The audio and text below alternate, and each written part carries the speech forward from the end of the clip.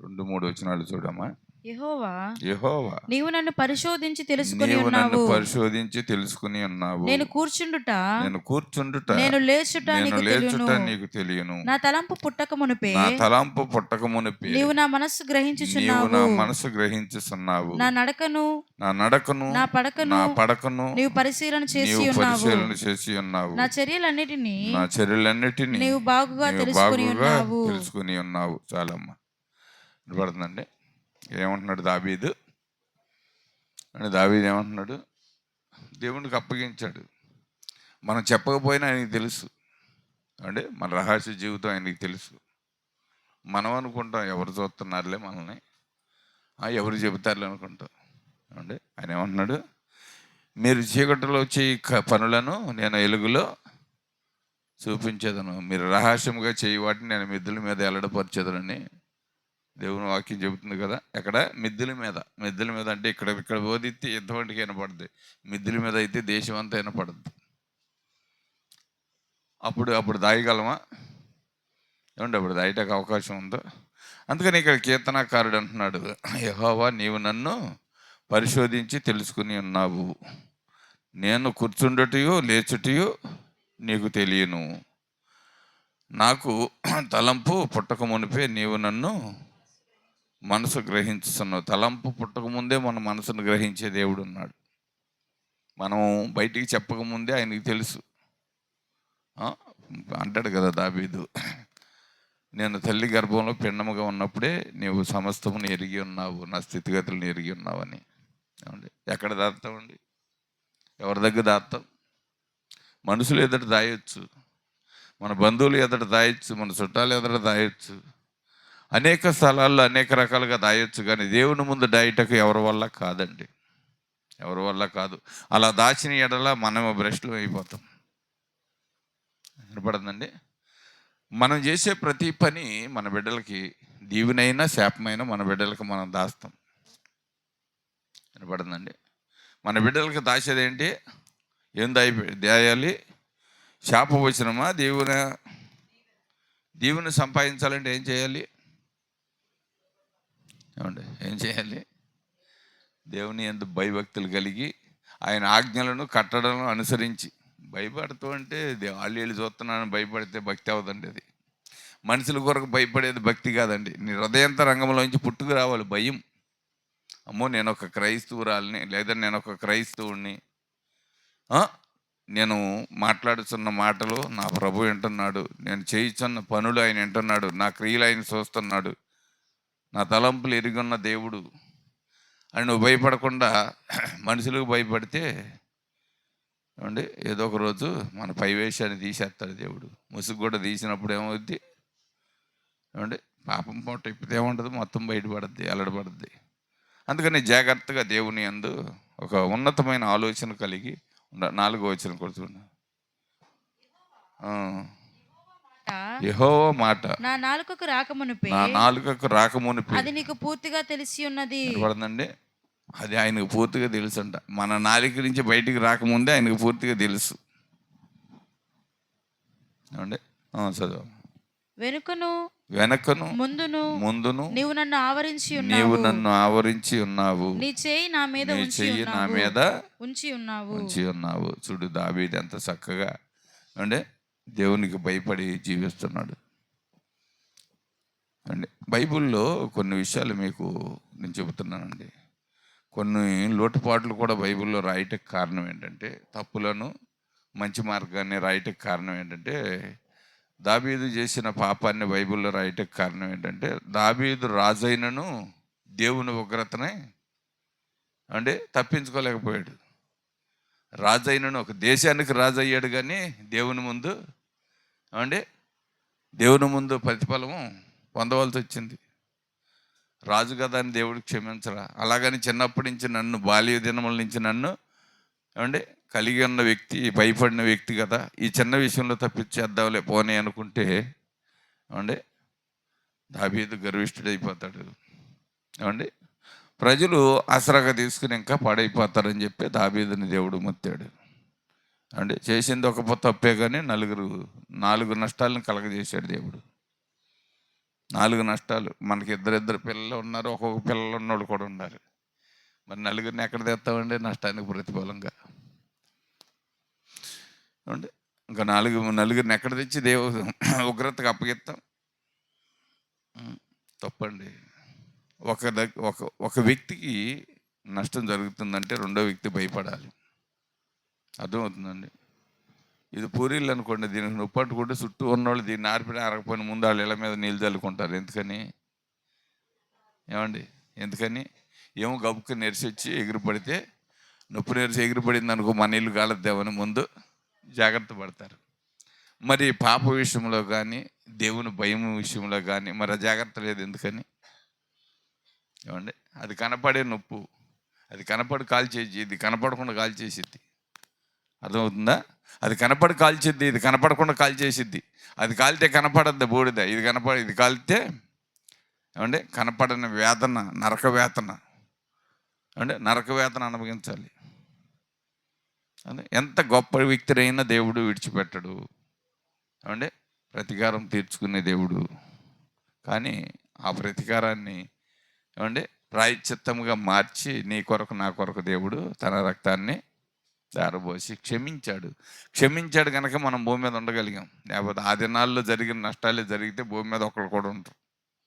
ఏమండి? అందరూ దేవుని ఉగ్రతకి ఏమండి బలి అయిపోయేవారే. కానీ దేవుడు ప్రేమ స్వరూపి కనుక ప్రేమించి మనల్ని జాగ్రత్తగా కాపాడుతూ ఆయనందు భయభక్తులు కలిగి జీవించే మంచి మనసును ఇచ్చాడు. ఆ మనసును మనం పోగొట్టుకోకుండా జాగ్రత్తగా చూసుకోవాలి. ఒకసారి 1 పేతురు 3వ అధ్యాయము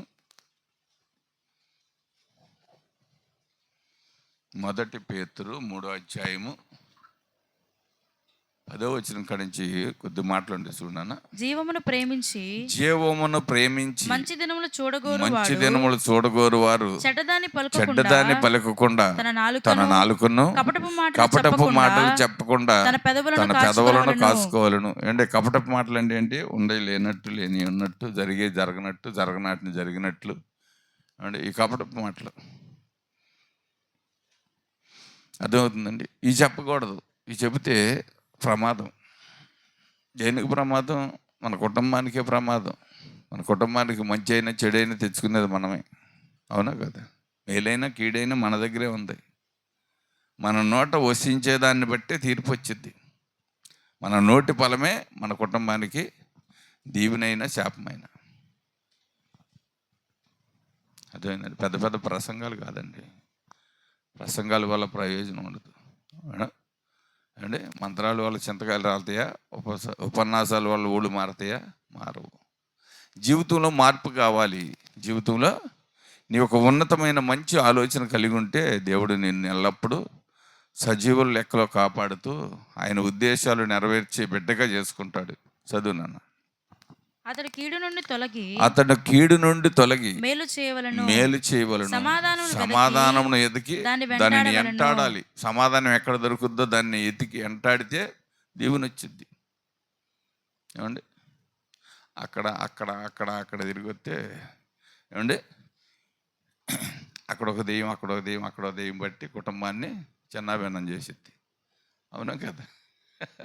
ఏమండి? లేనాటిని తెచ్చుకుంటే. అందుకని బైబిల్లో ఏబు గ్రంథం ఉంటుంది, శ్రమ ధూళిలోంచి పుట్టదు, బాధ భూమిలోంచి మొలవదంట.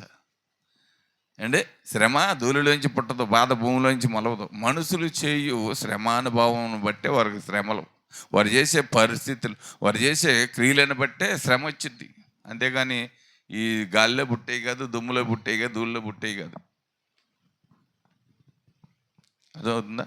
అందుకనే ప్రతి విషయంలోనూ జాగ్రత్తగా మన నోటి ఫలం ఏంది, మనం ఎలా ఉన్నాము, దేవుని ఉద్దేశాలకు అనుగుణంగా ఉన్నామా లేదా, దేవుని ఉద్దేశాలు మన జీవితంలో నెరవేర్చే వ్యక్తులుగా ఉన్నామా లేదా పరీక్షించుకోవాలి. చదువునాన్న. ప్రభువు కన్నులు నీతిమంతుల మీద, ఆయన చెవులు వారి ప్రార్థన వైపునను ఉన్నవి గాని ప్రభువు ముఖము కీడు చేయ వారికి విరోధముగా వినపడుతుందంటే దేవుడు ముఖం ఎట్లా ఉందంట? కీడు చేయ వారికి విరోధంగా ఉందంట. కీడంటే ఏంటండి? నాకు తెలియక అడుగుతున్నా. కీడంటే ఏంటి? ఏమండి? కీడంటే ఏంటి? రాము, కీడంటే ఏంటి? కీడు చేయటం అంటే ఏంటి? మేలు చేయటం వచ్చా? మేలు చేయటం తక్కువ వచ్చు, కీడు చేయటం వచ్చు. ఏమండి? తాను చెడుని కోతంట వనమంతా చెడిపోద్దంట. అంటే లోక సామెత ఉంది, తాను చెడుని కోతి వనమంతా చెడిపోద్దంట. ఎందుకంటే వీళ్ళందరూ బాగుంటే నేను తేలిపోతానేమని చెప్పి అందరిని వరసెట్టి పాతేసిద్ది. అర్థమైందండి? కీడు చేయటం మానేసి మేలు చేయటం నేర్చుకోవాలి. మేలు చెయ్యాలంటే మొదట నువ్వు దేవునికి లోబడాలి. దేవుని యందు భయభక్తులు కలిగి జీవించటం నేర్చుకోవాలి. దేవుని ఉద్దేశాలకు అనుగుణంగా నడవటం నేర్చుకోవాలి. అంటే దేవుని యందు నమ్మకంగా బ్రతకటం నేర్చుకోవాలి. గొప్పగా పాటలు పాడటం వల్ల, ఏమంటే గొప్పగా వాక్యం చెప్పటం వల్ల, వీటి వల్ల ఘనత రాదండి. నువ్వు దేవునికి ఎంత గొప్పగా, ఎంత వినయ విధేయతలతో లోబడి బ్రతుకుతున్నావో, ఎంత తగ్గించుకుని బ్రతుకుతున్నావో, ఎంత దేనుడిగా బ్రతుకుతున్నావో, ఎంత నీచమైన జీవితంలో నువ్వు జీవిస్తున్నావు అంటే ప్రజలు మనల్ని ద్వేషిస్తారు. వీళ్ళు మరి దేనికి ఇదవరండి, వీళ్ళు ఏదో పెద్ద, మిమ్మల్ని కూడా హింసిస్తారు, నా మీద చెడ్డ మాటలు చెప్పారు, మిమ్మల్ని కూడా నన్ను కొట్టారు, మిమ్మల్ని కూడా కొడతారు. ఏమండి? నన్ను నిర్మూలన చేశారు, మిమ్మల్ని కూడా నిర్మూలన చేస్తారు. కానీ మీకు పరలోకంలో స్థలం సిద్ధం చేస్తాను. ఎక్కడ? పరలోకంలో స్థలం సిద్ధం చేస్తాను. దాని కొరకు జీవించాలండి. ఈ లోకంలో ఎంత ఉంటే ఉంది, అవునండి, ఎంత ఉంటే ఏమైంది? 5 డిగ్రీలు చదివాడు మా బామ్మర్ది గారు. ఎన్ని? 5. ఏమండి? 1 డిగ్రీ కూడా ఎత్తికెళ్ళ పాపం వెళ్తా. అట్లాగని అవయవాలు కూడా సంపూర్తిగా, ఏమండి, దానిలో పెట్టబడాలి. మనిషి జ్ఞానం ఎలా ఉంటుంది అనేది మనం గ్రహించుకోవాలి. మనిషి జ్ఞానము ఎలా ఉంటుంది అనేది. నేను జ్ఞానిని అనుకుని ఎంతో, ఏమండి, తెలివి గలవాడిని అనుకున్నాడు. కానీ ఆయన తెలివి ఎక్కడికి వచ్చేటప్పుడు తేలిపోయింది. ఎన్నో దేవాలయాలకు డబ్బులు ఇచ్చాడు.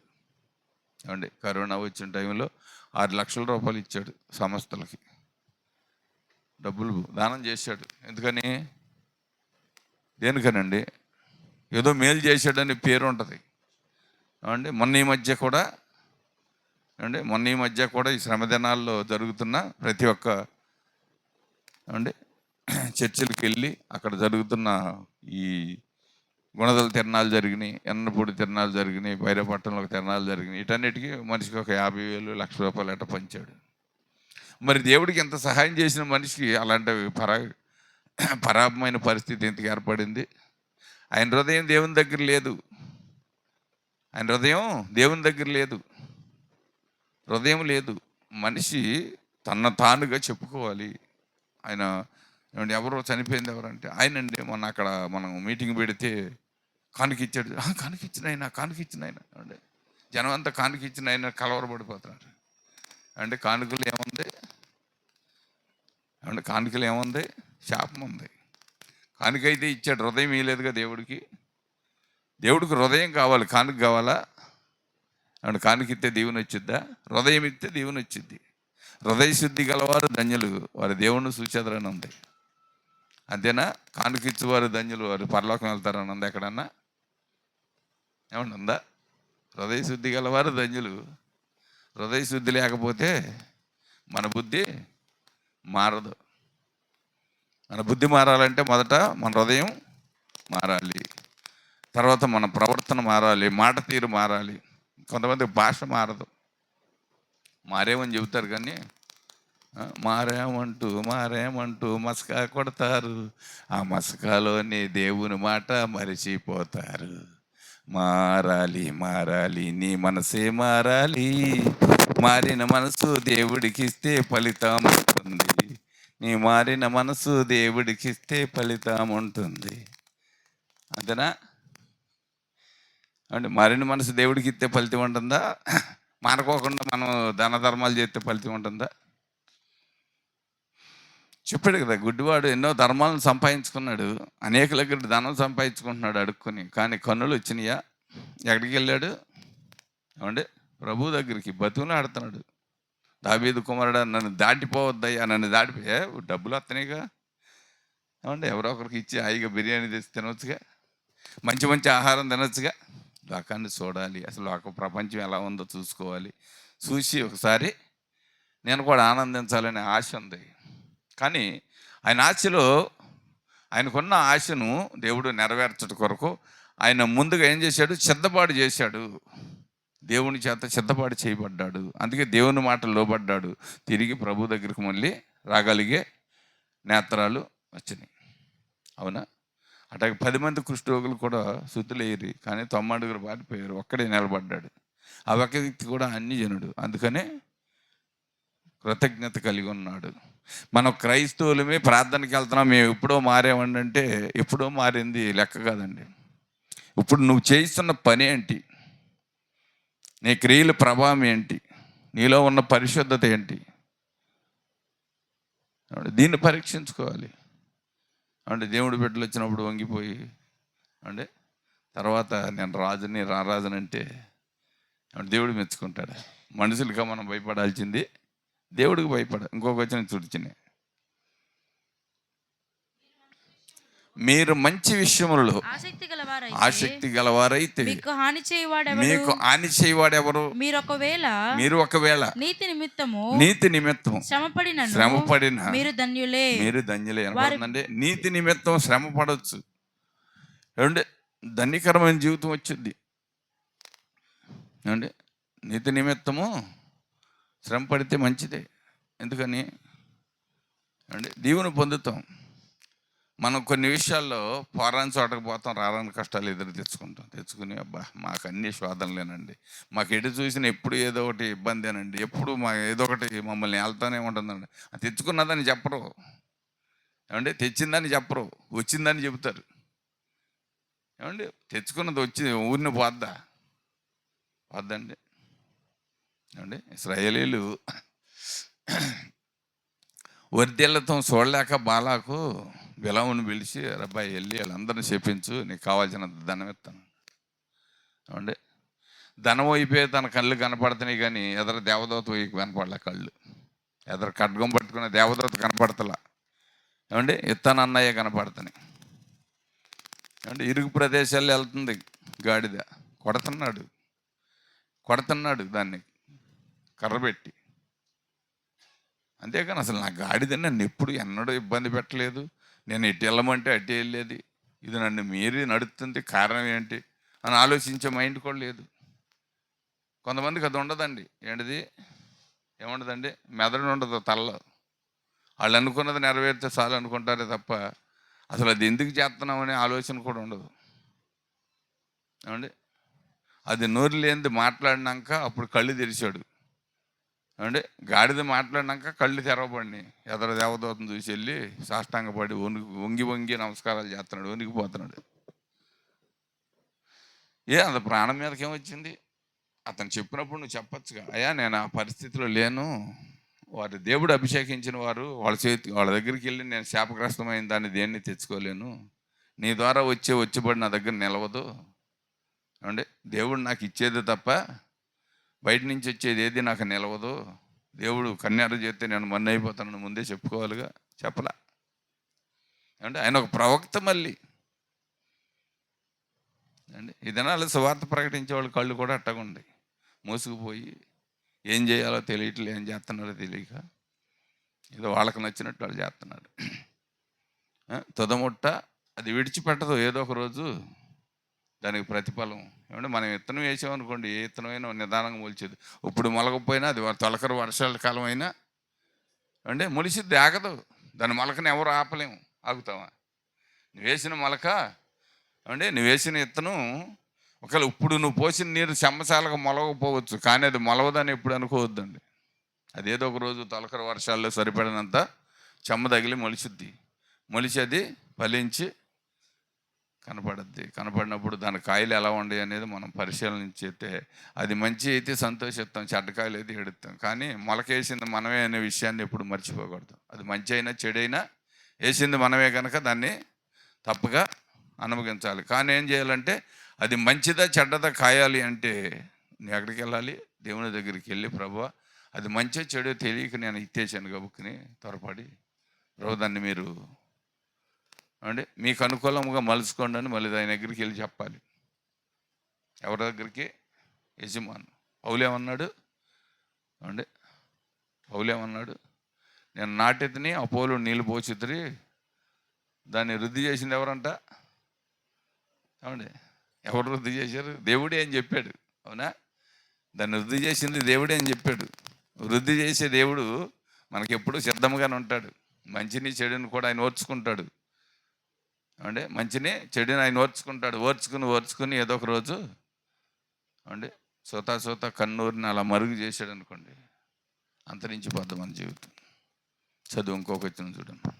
వారి బెదిరింపులకు భయపడకుడి, కలవరపడకుడి, నిర్మలమైన మనస్సాక్షి గలవారై మీలో ఉన్న నిరీక్షణ గురించి మిమ్మును హేతు అడుగు ప్రతివానికి సాత్వికముతోను భయముతోను సమాధానము చెప్పుటకు ఎల్లప్పుడు సిద్ధముగా ఉండి మీ హృదయముల యందు క్రీస్తును ప్రభువుగా ప్రతిష్ఠించుడి. వినపడుతుందండి? ఎవరికి భయపడడం లేదు. నువ్వు చేసే మంచి పని అయితే ఎవరికి భయపడవసరం లేదండి. ఎందుకు భయపడాలి? ఏమండి, నువ్వు ఎందుకు భయపడాలి? అయితే మొదట మనం చేసే పని మంచిదా కాదనేది ప్రభువుని అడగాలి. ప్రభు, ఇది నేను చేస్తున్నాను, ఇది కరెక్టేనా? ఏమండి, ఇది కరెక్టేనని ప్రభువుని అడగాలి. ఎందుకంటే నేను ఒక విషయం చెబుతున్నా, దేవుని యందు భయభక్తులు లేకుండా బ్రతుకుతున్న వారు బైబిల్ అంతటిని ఇప్పుడు చెప్పగలుగుతున్నారు. అవునా కదా? ఈ దినాల్లో బైబిల్ని కంఠత్వం చేసి మాట్లాడేవారు బోళ్ళు మంది ఉన్నారు, కానీ దేవుని ఆజ్ఞలు పాటించరు. మరి వాళ్ళు పరలోకం వెళ్తారా? అండి, కంఠత్వం చేసి వాక్యం చెప్పేవాడు పరలోకం వెళ్తాడా? ఏమండి చెప్పండి. జాగ్రత్తగా భయపడాలి వాక్యానికి, దేవునికి. నువ్వు వాక్యానికి భయపడితే దేవుడికి భయపడినట్టే. దేవుడికి భయపడితే వాక్యం కడకుండా నువ్వు భయపడతావు. నేను భయపడతాను, ఎవరైనా భయపడతాం. అంతేగాని దేవుడు ఏదో నాకు ఇచ్చేసాడండి, నేను చెప్పేశానండి అంటే కుదరదండి. తర్వాత అడకత్తిలో పడి నలిగిపోతాం. అండి, అడకత్తిలో పడి నలిగిపోయినాక ఎవరికి చెప్పుకుంటాం? ఎవరు నలుపుతున్నారు? మనుషులు నలిపితే పలానోళ్ళు నన్ను ఇట్లా నలిపేశారని నేను చెప్పవచ్చు అండి. న్యాయాధిపతి నిలబడి రాసులో దూసి అంటే నలపటం మొదలు పెడితే ఏమైద్ది? అండి ఏమైద్ది? నెబుకద్నెజరు కుమారుడు ఏం చేశాడు అండి? ఆ హిందూ విషయంలో ఏం చేశాడు? దేవుని పాత్రలు వాడాడు. దాంట్లో అంటే దేవుని పాత్రలు వాడి ఆ వేడుక జరుగుతూనే ఉంది, చెయ్యరానే వచ్చింది గోడ మీదకి. అంటే వేడుక జరుగుతూనే ఉంది, చెయ్య రాసేస్తుంది గోడ మీద వచ్చి. చెయ్యి ఎక్కడి నుంచి ఇదే కనపడింది. కలవరపడ్డాడు, అందరిని పిలుస్తున్నాడు. అబ్బాయి ఏంటో చూడండి, అదేంటో చూడండి. ఆమె వచ్చి చెప్పుద్ది, భార్య వచ్చి, అయ్యా ఇది చెప్పటకి ఎవరి వల్ల కాదు. దానియేలుని ఒక దైవజనుడు ఉన్నాడు, అతను మన దగ్గరే ఉన్నాడు, అతనైతే దీన్ని చెప్పగలడు అండి, అతనైతేనే చెప్పగలడని చెప్పింది. అర్థమవుతుందండి? ఎందు ప్రాముఖ్యమైనది. కానీ అక్కడ వాడే పాత్రలు ఏంటి అంటే దేవుని మందిరంలో ఉన్న పాత్రలు వాడుతున్నాడు. దేవునికి సమర్పించిన పాత్రల్లో మద్యం పోసాడు తీసుకొచ్చి. అందుకని కీడు ఎమ్మటే వచ్చింది. రాజుగా వచ్చుకోవచ్చుగా దేవుడు అండి. అవన్నీ వారి నుంచి వచ్చినాయిగా దేవుడు, కానీ వారేగా చేయించింది. నెబుకద్నెజరేగా చేయించింది. మరి తన కుమారుడు ఆడుకుంటున్నాడు, ఊరుకోవచ్చుగా. అమ్మ కోటి వాడుకోవచ్చా? ఏం పర్లేదు, ఊరుకోవచ్చుగా. ఊరుకున్నాడా దేవుడు? దేని లెక్క దానిది ఏమండి, దేని లెక్క దానిది, ఎవరి లెక్క వాళ్ళదే. ఒకరికొకరు ఉత్తరవాదులు కాదండి. నువ్వు తిన్నది నీ బిడ్డలు కక్కాలి. నువ్వు తిన్నది నువ్వు తినేస్తావు, కానీ తర్వాత నీ బిడ్డలు కక్కాలి దాన్ని. నువ్వు బాగానే వెళ్ళిపోయాను అనుకుంటావు, కానీ వాళ్ళకి ఎక్కేటప్పుడు తెలిసిద్ది దాని బాధ. ఎలా వాక్యంలో ఉంటుంది కదా, 5 ఏళ్ళు మా తండ్రులు పాపం చేసి గతించిపోయి వారి దోషశిక్షను మేము అనుభవిస్తున్నామని. అంటే పాపం చేసింది వాళ్ళు, శిక్ష అనుభవించేది వీళ్ళు. అందుకని ప్రతి విషయంలోనూ ఒక్కొక్క దాన్ని పరిశీలన చేయాలి. మనం ఏం చేస్తున్నాము? దేవునికి అనుకూలమైన జీవితం కలిగి ఉన్నామా లేదా? దేవుని ఉద్దేశాలకు అనుగుణంగా ఉన్నామా లేదా? దేవుడు మనకేం చెప్పనని ఉద్దేశిస్తున్నాడు అని దినదినము నీవు రేయి మొదటి జామును లేచి వాక్యం చదవాలండి. నువ్వు 4:30, 5 లోపు లేచి వాక్యం చదివితే దేవుడు నీతో సూటిగా మాట్లాడతాడు. ఆ వాక్యమే ఆది యందు వాక్యం ఉండును, వాక్యము దేవుని యొద్ద ఉండును, వాక్యమే దేవుడై ఉండును, ఆ వాక్యమే శరీరధారి అయి కృపాసత్య సంపూర్ణులుగా చేసిద్ది. వాక్యం ద్వారా స్థిరపరచబడే మనిషికి అంటే శక్తి ఉంటుంది, శరీరంలో శక్తి వచ్చింది. ఏమండి అంత స్పీడ్గా అంత శక్తితో కోల్పోవడం, అంత బలహీనుడు కాలేడు మనిషి.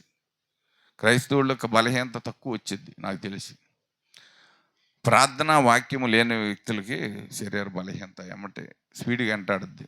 ఎందుకనంటే వారి స్వచిత్తాల కొరకు కష్టపడి వారి దేవుడిని నిర్లక్ష్య పెడితే దేవుడు ఏం చేస్తాడంటే అసలు వీళ్ళని ఇలా చేస్తే ఎలా ఉండదో చూద్దామని శాంపుల్ చూస్తుంటాడు ఒక్కోసారి.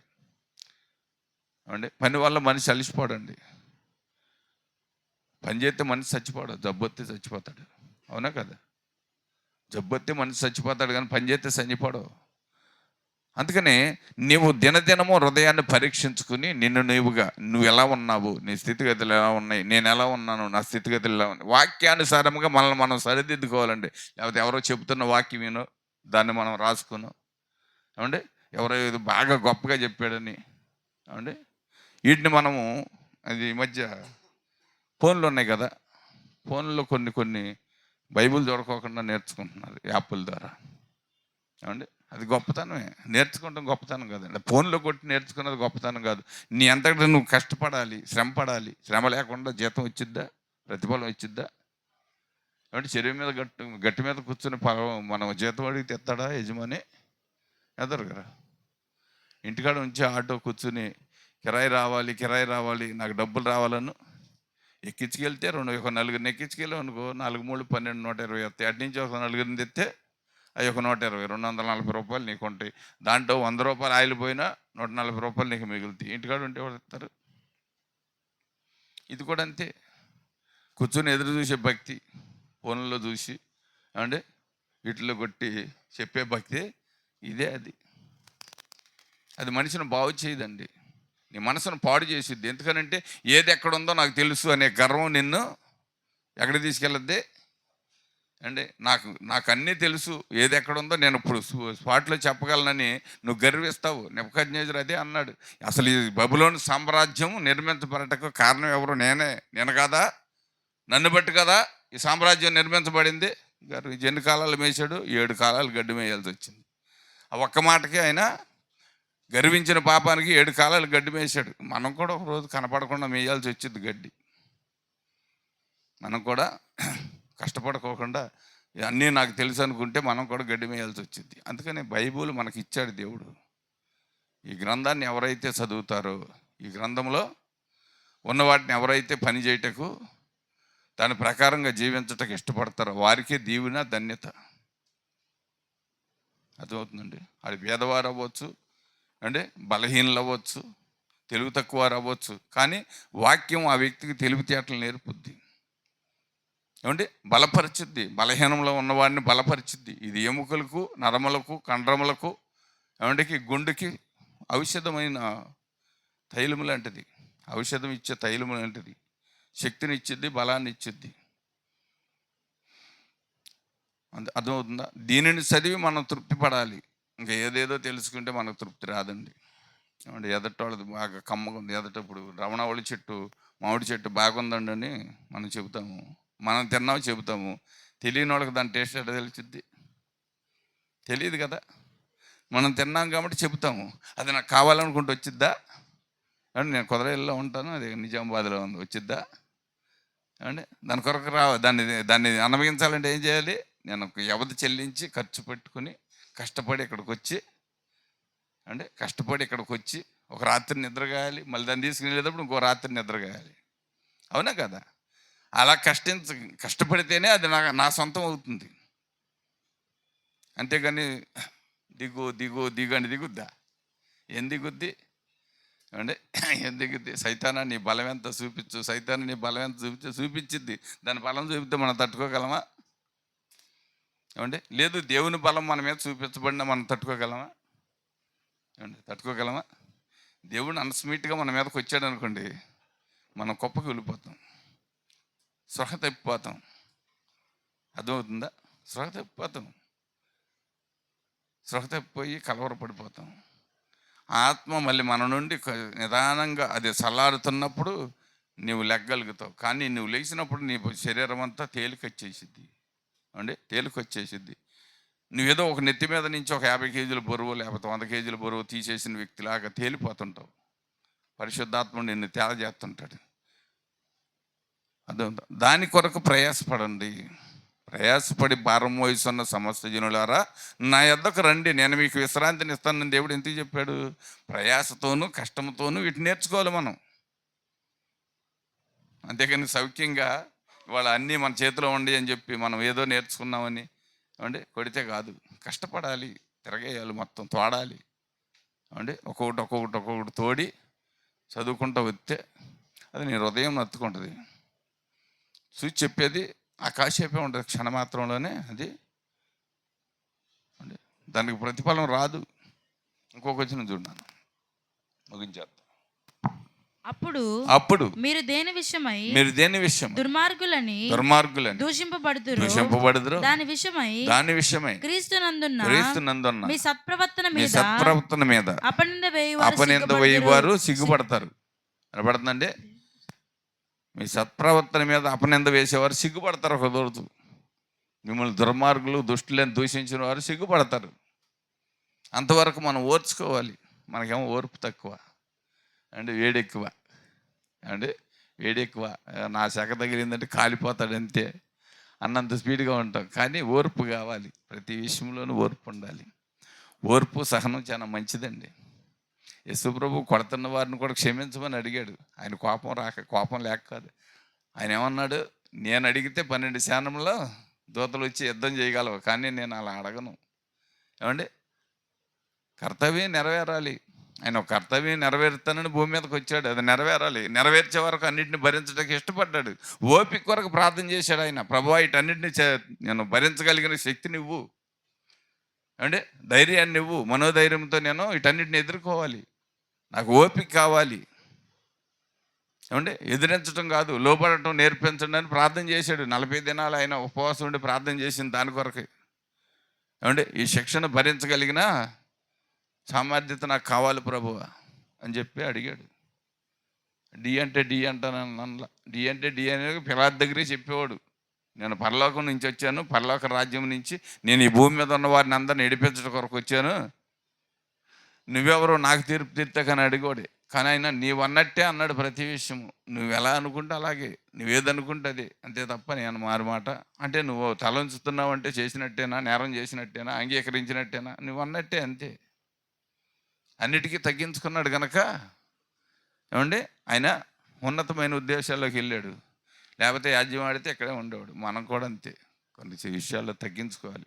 ఈ బైబుల్ ఇప్పుడు ఈ ఫోన్లో చూస్తున్నాం, యాజ్యం ఆడుతున్నారు. దేవుని నామానికి కొంత అవమానం కూడా వస్తుంది. మీ దేవుడు క్షమించే దేవుడు కదా, మీరు ఎందుకు మరి ఎదురు చెబుతున్నారని ప్రశ్నించేవారు కూడా ఉన్నారు. అవునా కదా? మీ దేవుడు క్షమించే దేవుడు. వాస్తవమే. మనం తలదించితే ఏదో ఒక రోజు వాళ్ళ గ్రహింపు వచ్చింది. క్రైస్తవ జోలికి వెళ్ళకూడదు, వాళ్ళు మనల్ని మాటకు మాట ధిక్కరించేవారు కాదు కనుక అసలు వాళ్ళ జోలికి వెళ్ళడం ఎందుకు అని వాళ్ళలోనే ఏదో ఒక ఆలోచన కలుగుద్ది. మాటకు మాట తెగులు, నీటికి నాసు తెగులు. నీటి నిండా నాసు ఉందనుకోండి, తాగలేము. ఎందుకని అది నోటికి అడ్డం పడద్దని. ఎదురు మాట్లాడితే మాటకు ఇంకో 2 మాట్లాడుతుంటాయి. తర్కవాదన వల్ల గొడవ పుట్టిద్దే కానీ మేలు జరుగుద్దా? అందుకని జాగ్రత్తగా ఆలోచించి ప్రార్థన చేద్దాం. మనం వినిన వాక్యానికి విధేయత కలిగి జీవించాలనే ఆశ ఆలోచనతో ప్రార్థన చేద్దాం. ఒక నిమిషం ఎవరు మౌనంగా ఉండొద్దు. ఒక్క నిమిషమే చేయండి. టైం. నామానికే వందనములు. ఇంతవరకు మీరు మమ్మల్ని ప్రేమించి సజీవులుగా ఉంచి మా దినాలు పొడిగించి మా బ్రతుకులో మీరు ఇచ్చిన అవకాశమును బట్టే వందనములు.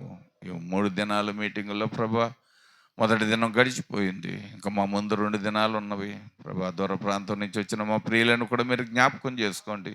ఆ వాహనాల చుట్టూ మీ కాపుదల ఉంచండి ప్రభా. నీ బిడ్డలకు మీరు తప్ప ఎవరున్నారు ప్రభా? మీరే తోడుగా ఉండి నడిపించండి ప్రతి విషయంలోనూ ప్రభు వారికి సహకారులుగా ఉండండి. ఇక్కడున్న మా ప్రియులకు కూడా మీ ఆదరణ దయచేయండి. నీ బిడ్డలు చేయి పనులను, పనిపాటలను, ప్రభా చేతి పనులను సమస్తమును దీవించువాడని నేనని మీరు చెప్పారు. మీరు దీవిస్తే మేము గనులం అవుతాం ప్రభువా. మీరు తొక్కివెత్తి మేము బీదలం అయిపోతాం, దరిద్రం అయిపోతాం ప్రభువా. దారిద్రత నుంచి ఇడిపించి మమ్మల్ని ధన్యులుగా చేయాలని ఈ భూలోకానికి వచ్చారు. మా దారిద్రతను మీరు అనుభవించి ఉన్నారు.